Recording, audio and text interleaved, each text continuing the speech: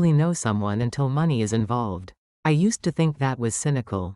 Now I know it's the truest thing anyone's ever said. My name is Michael Harrison.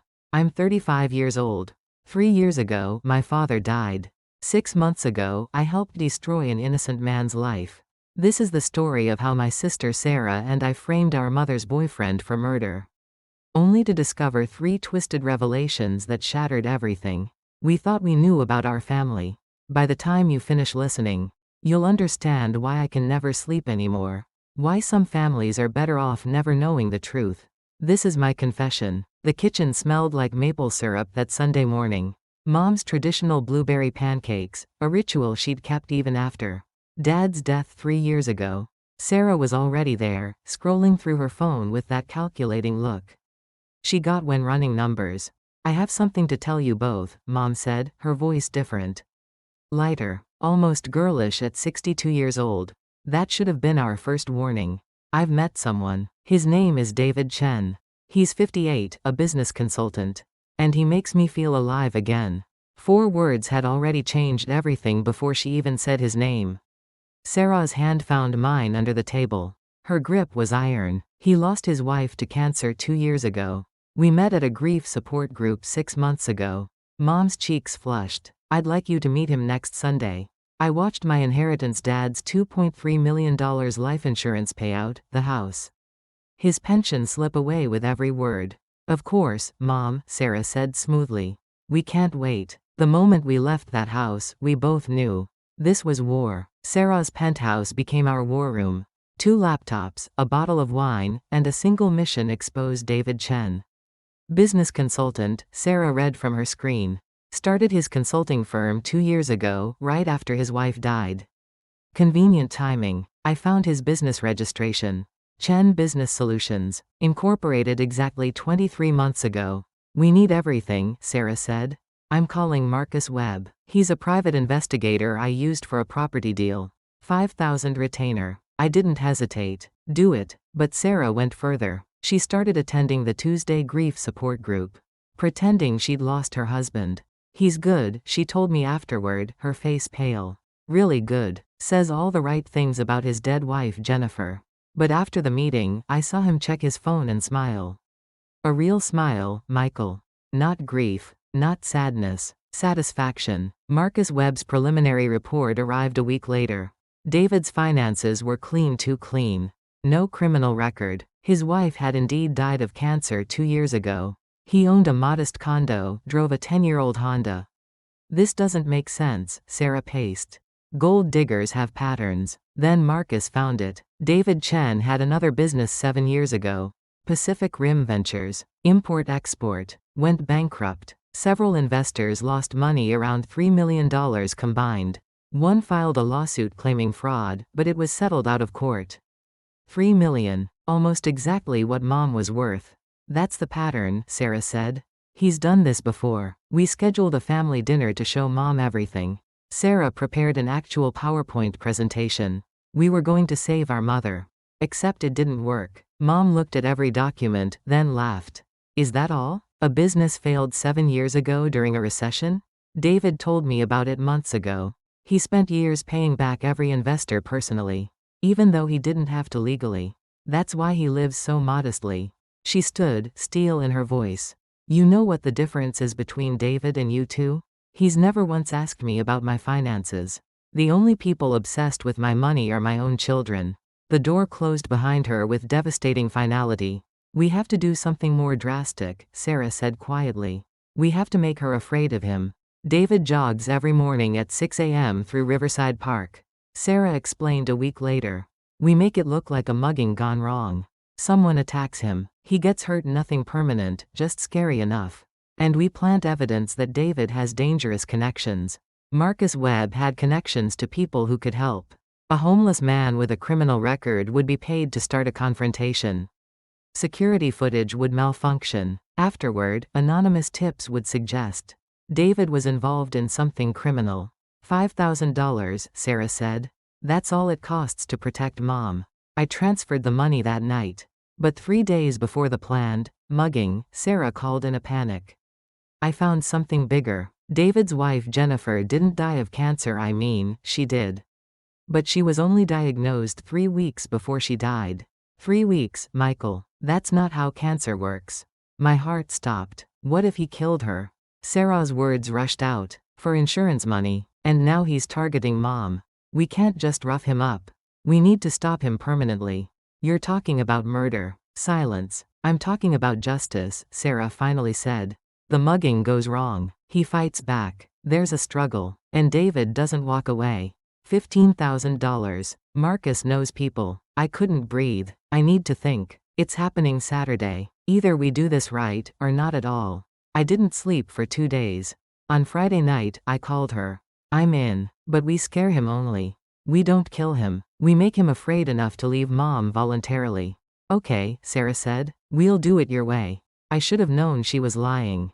Saturday morning, 6 a.m. I sat in my car 3 blocks from Riverside Park, hands shaking. Sarah was watching nearby. Marcus's associate was in position. My phone buzzed. Sarah, he just entered the park.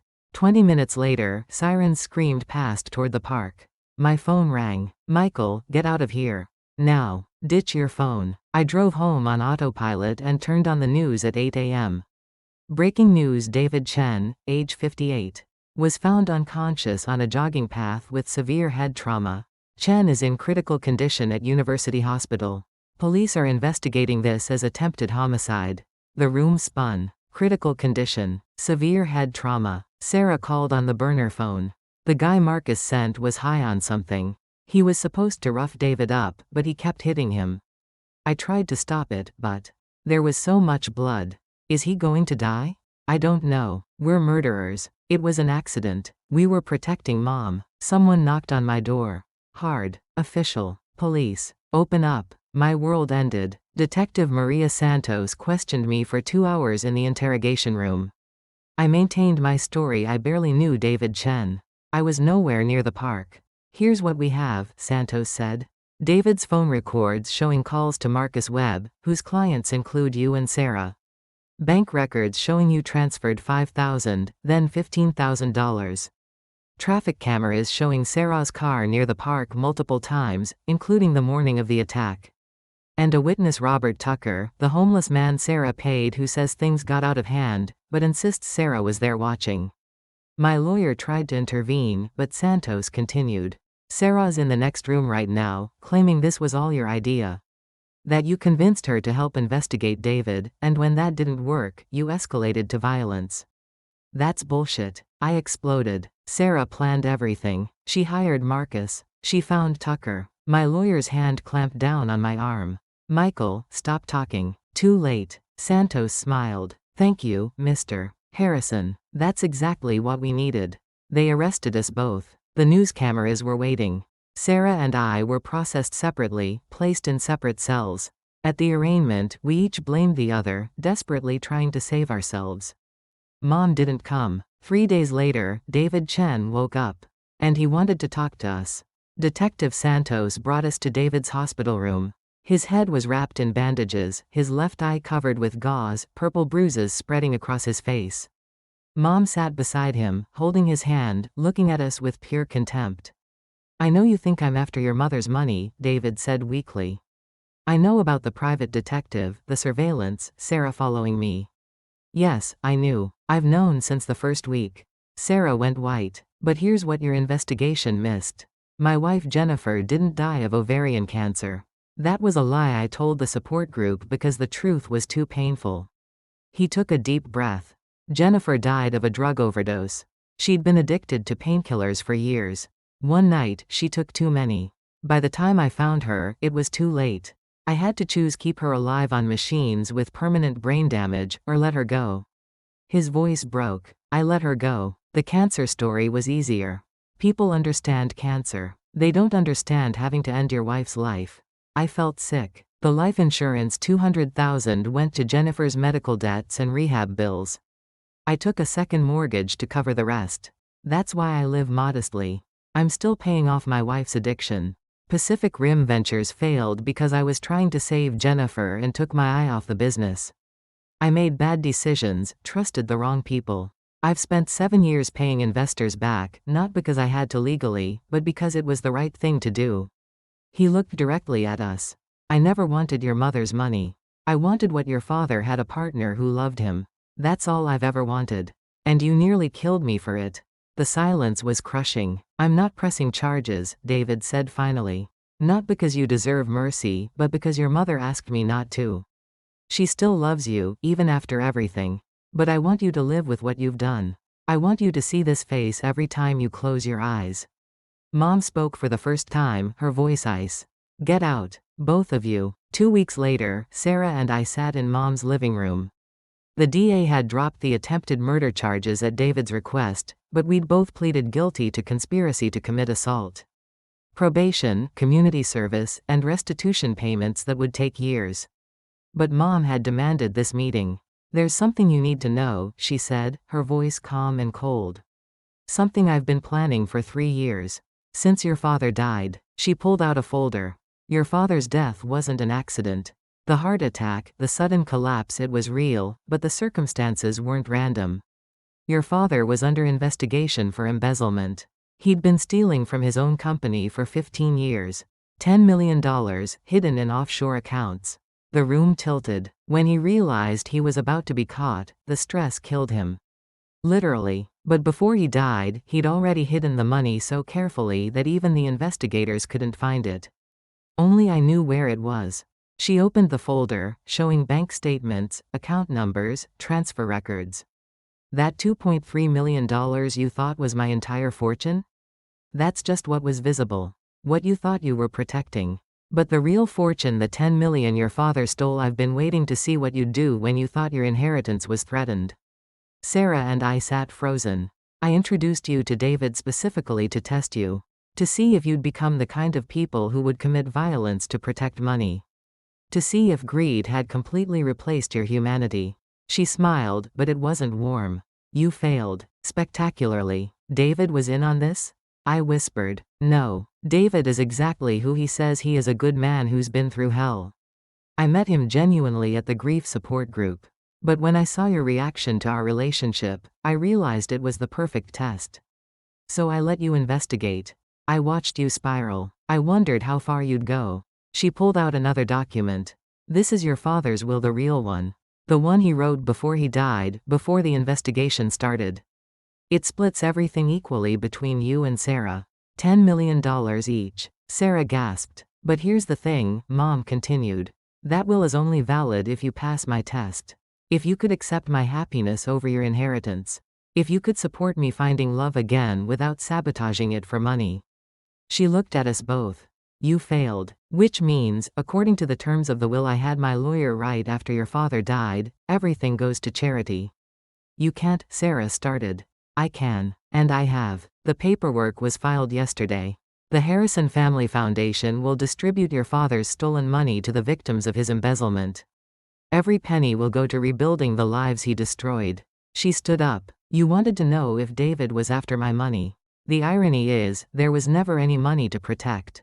Just 2 children who loved inheritance more than their mother. You used us, I said numbly. You set us up. I gave you a choice, Mom corrected.